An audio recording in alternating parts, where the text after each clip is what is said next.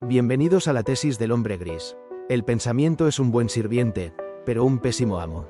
Autor desconocido. Nadie le advierte al ser humano que la mayor parte de lo que piensa no nace de él, llega, irrumpe, se cuela por grietas antiguas.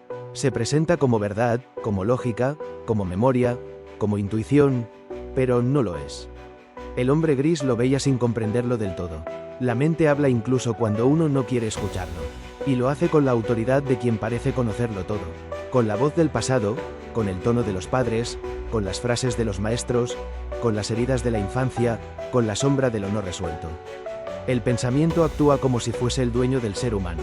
Ordena, interpreta, acusa, justifica, anticipa, y el hombre moderno obedece sin revisar. No porque sea débil, sino porque jamás conoció otra forma de existir. La mente se volvió una habitación llena de ecos, en la que nadie sabe quién habló primero. Los recuerdos se confunden con identidad. El miedo se disfraza de prudencia. La culpa parece razonamiento. La ansiedad se anuncia como previsión. Las personas no piensan, se repiten, y esa repetición tiene algo inquietante. Se siente real, tan real que uno confunde la tormenta interna con lo que realmente está pasando afuera. El hombre gris comenzó a notar la trampa. El pensamiento no solo interpreta la realidad, la reemplaza, construye un mundo paralelo, hecho de suposiciones, proyecciones y heridas viejas, y obliga a vivir dentro de ese mundo, como si no hubiera otro. Y así, la mente termina creándole problemas que la vida jamás le puso enfrente. Le crea historias que nunca ocurrieron, enemigos que jamás existieron, culpas que nadie le pidió cargar, y caminos que lo alejan de su propia conciencia. El alma no duele por lo que vive, sino por lo que la mente le hace creer que vive. Y mientras más ruido interno hay, más lejos queda la realidad auténtica. Más lejos queda el presente. Más lejos queda la calma. Más lejos queda la verdad. El pensamiento automático tiene una característica peligrosa. Se siente propio, aunque no lo sea. Y ahí está la prisión perfecta. Creer que lo que aparece en la cabeza es lo que uno es. El hombre gris intuyó que el problema no era pensar, sino creer todo lo que se piensa. No era la mente, sino la identificación con ella. No era el ruido, sino la obediencia ciega al ruido. Y en esa intuición nació la pregunta que lo cambió todo. Si el pensamiento se mueve por sí solo, si aparece sin ser invitado, si insiste aunque uno lo ignore. ¿Qué es entonces lo que observa ese movimiento? ¿Quién mira al pensamiento? El pensamiento se mueve como el viento, invisible, inquieto, insistente. Pero lo verdaderamente misterioso no es el viento, sino el espacio en el que el viento se mueve. Así comenzó el hombre gris a notar algo extraño en su experiencia. Mientras los pensamientos seguían entrando con la urgencia habitual, había algo detrás, algo más profundo, algo que no participaba del ruido, algo que simplemente miraba. No juzgaba, no opinaba, no corregía, no discutía, no proponía, solo observaba, y esa observación tenía una cualidad que el pensamiento jamás podría imitar. Era silenciosa, tan silenciosa, que se volvía casi imperceptible para cualquiera que viviera atrapado en el ruido. Pero el hombre gris comenzó a sentirlo como un pulso suave, como una presencia que no piensa pero que entiende, que no calcula pero que sabe, que no recuerda pero que ve. Era la conciencia, esa instancia que no se deja confundir por palabras, que no se altera por emociones viejas, que no carga culpas heredadas, que no se deja arrastrar por imágenes del pasado. La conciencia no es la mente. La mente se mueve, la conciencia permanece. La mente cambia, la conciencia observa el cambio. La mente se agita, la conciencia sostiene la calma. Desde la filosofía, sería lo que los antiguos llamaban el testigo. Desde la espiritualidad profunda, sería el ser o la presencia. Desde la neuropsicología, sería la conciencia metacognitiva, la parte de la mente que ve la mente. Pero el hombre gris no lo nombraba de ninguna manera. No necesitaba hacerlo, porque lo que estaba experimentando no era teoría, era realidad pura, íntegra, indiscutible. Mientras el pensamiento traía viejas historias, la conciencia las veía pasar como quien mira nubes cruzando el cielo. Mientras la mente acusaba, la conciencia no respondía. Mientras la mente exageraba, la conciencia no se movía. La conciencia no se asusta. No porque sea fuerte, sino porque no participa. Es la parte del ser humano que no tiene heridas, no tiene biografía, no tiene nombre, no tiene edad. Es lo único que no puede romperse. Y fue entonces, en ese contraste entre el ruido y el observador, que el hombre gris entendió algo que casi nadie entiende. Si puedo observar mis pensamientos, entonces no soy mis pensamientos. Si puedo observar mis emociones, entonces no soy mis emociones. Si puedo ver mis recuerdos como si fueran imágenes externas, entonces no soy mi pasado. Y ahí, por primera vez, el poder del ruido se debilitó. No porque el pensamiento desapareciera, sino porque perdió su disfraz. Lo que había gobernado al hombre gris durante años acababa de ser visto desde afuera. Y cuando uno ve algo desde afuera, ese algo deja de tener autoridad absoluta. Lo que observa no lucha. Lo que observa no se resiste. Lo que observa no se identifica. Lo que observa libera. Y esa liberación no viene por entender, sino por ver. Porque a veces ver es más transformador que cualquier explicación. En ese momento, nació una certeza que cambiaría todo. El ruido no se derrota, se trasciende. Y solo puede trascenderlo quien descubre que no es el ruido, sino el que lo mira. Cuando el observador despertó dentro del hombre gris, algo todavía más extraño comenzó a suceder. Los pensamientos empezaron a perder peso. No desaparecían, pero dejaban de arrastrarlo. No se volvían más suaves, pero se volvían menos creíbles.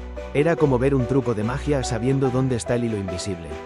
Una vez que uno lo ve, la ilusión sigue siendo la misma, pero ya no engaña a nadie. Así empezó a verse a sí mismo desde un lugar nuevo. No como protagonista de la tormenta mental, sino como espectador. Y desde esa distancia, la mente se reveló por lo que realmente es. Un fenómeno que ocurre dentro del ser humano, no el ser humano en sí. La mente se mostraba como una corriente, con formas, con colores, con movimientos, pero sin dueño. Como si los pensamientos fueran nubes y la conciencia fuera el cielo. Ese cambio de perspectiva alteró todo. Porque cuando uno mira una nube, no la persigue, no la analiza, no la memoriza, no se pelea con ella. Deja que pase. El hombre gris comenzó a experimentar algo así. Un pensamiento llegaba con fuerza. Una culpa antigua, una interpretación injusta, un miedo heredado. Y en vez de atraparlo, lo veía llegar, ocupar un instante y salir. En ese simple acto, la mente perdía poder. Porque el poder no estaba en el pensamiento, estaba en la identificación. Así descubrió algo que la neuropsicología moderna apenas empieza a entender. El pensamiento solo domina a quien se cree el pensamiento. Pero cuando la conciencia se posiciona como observadora, la mente deja de ser dueña y vuelve a ser herramienta. Y fue ahí donde apareció la intuición más profunda de todas. Si existe una frecuencia del pasado y una frecuencia del silencio, debe existir otra más. Una tercera frecuencia. Una frecuencia que no pertenece a la memoria, ni al silencio emocional, sino a la conciencia misma. Una frecuencia donde no hay lucha, no hay búsqueda, no hay contradicción, no hay necesidad de controlar nada. Una frecuencia donde el ser humano no se experimenta como mente, ni como emoción, ni como historia, sino como presencia pura. La tercera frecuencia no piensa, no analiza, no quiere, no pide, no teme, no recuerda, solo es. Desde esa frecuencia, la mente se veía como un paisaje cambiante, como un fenómeno que ocurre dentro de algo más grande. Como parte del ser humano, pero no como su identidad. Y eso cambió todo, porque cuando alguien descubre que puede ver su mente desde afuera, descubre también que no está obligado a vivir dentro de ella. La tercera frecuencia no estaba hecha de silencio, sino de claridad. Una claridad que no necesita esfuerzo, ni técnicas, ni fe, ni teorías. Una claridad que nace sola, cuando el observador toma el lugar que siempre le correspondió. En esa claridad, el hombre gris entendió que la mente nunca fue el problema. El verdadero problema había sido confundirla con él mismo, y cuando dejó de confundirse, la mente dejó de gobernarlo. Reflexión final. Cuando uno descubre que no es lo que piensa. El ser humano pasa gran parte de su vida tratando de arreglar lo que siente, lo que piensa, lo que recuerda, lo que teme. Invierte años peleando con su mente, como si fuera posible derrotar al viento con un puñetazo. Pero el hombre gris descubrió algo que se vuelve evidente solo cuando la conciencia despierta. La liberación no ocurre cuando la mente cambia, sino cuando uno deja de creer que es la mente. Mientras uno se identifique con cada idea, cada emoción, cada interpretación, cada herida, cada mandato, la vida entera será una reacción constante. A un ruido que no nació de uno. Pero cuando aparece el observador, cuando lo que observa al pensamiento toma su lugar, todo cambia sin que nada tenga que cambiar. Los pensamientos siguen llegando, pero ya no arrastran. Las emociones siguen moviéndose, pero ya no gobiernan. Los recuerdos siguen vivos, pero ya no deciden por uno. El pasado sigue existiendo, pero deja de ser destino. La claridad no llega de un milagro, ni de una creencia, ni de un gurú, ni de un libro, ni de una iluminación repentina. Llega de un acto tan sencillo, que parece imposible, mirarse sin mentirse, y ahí aparece una verdad simple, casi obvia, pero que la mente no quiere que uno vea. Lo que observa no sufre por lo que observa. El observador está intacto incluso cuando la vida se rompe. No tiene cicatrices, no tiene historia, no tiene voz, no tiene forma, pero lo sostiene todo. La tercera frecuencia, esa claridad que no piensa, no es un estado al que se llega, sino algo que siempre estuvo ahí, esperando a que el ruido dejara de ser la única opción. No se accede por esfuerzo, sino por honestidad, por atreverse a ver que las tormentas internas no definen a nadie, que los pensamientos no son verdades, son movimientos, que las emociones no son identidad, son climas, que el pasado no es una cárcel, es una explicación, y que la conciencia, la presencia, lo que observa, nunca dejó de estar ahí, inmóvil, silenciosa, pura, esperando.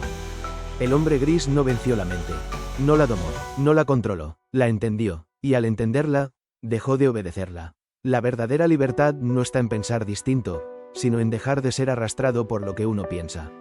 Está en recordar que lo que observa al pensamiento no necesita defenderse de nada, porque nada puede dañarlo. Y quizás esa sea la revelación más profunda de todas. No somos lo que pasa, somos lo que queda cuando todo pasa. Gracias por llegar hasta acá. Gracias por darte este tiempo. Gracias por permitir que estas palabras te acompañen, aunque sea por unos minutos, en medio de todo lo que llevas adentro. La tesis del hombre gris no está hecha para entretener, ni para convencer, ni para enseñar nada. Está hecha para acompañar, para mirar junto a vos eso que casi nunca se mira, para poner en palabras lo que muchas veces se siente y rara vez se dice. Si algo en este capítulo te tocó, si por un momento respiraste más lento, si una frase se te quedó colgada en el pecho, si algo te hizo recordar que no estás solo en lo interno, entonces este camino ya valió la pena.